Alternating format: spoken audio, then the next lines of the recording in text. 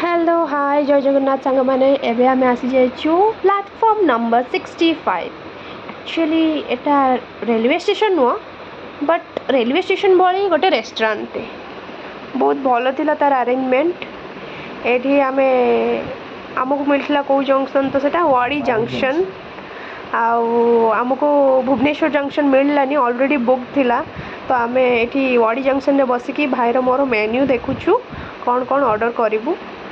हमें बहुत इच्छा था भुवनेश्वर जंक्शन में बसु but Bhubaneswar junction already book था।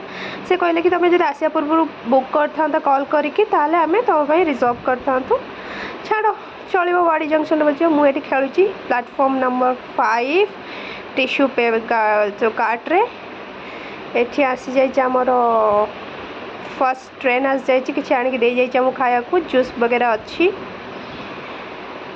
तो नेक्स्ट अलर्ट आसीज एने कि नेक्स्ट आइटम कौन आसो आम ऑर्डर करूँ कौन मोर तो मन ना एते बट नेक्स्ट अलर्ट आसो जूस आम बहुत आसीगला ग्रीन सिग्नल आसीगला माने आमर खाଇବା आसीगला। देखंतु आम ट्रेन आसुची बहुत भल जगह एक्चुअली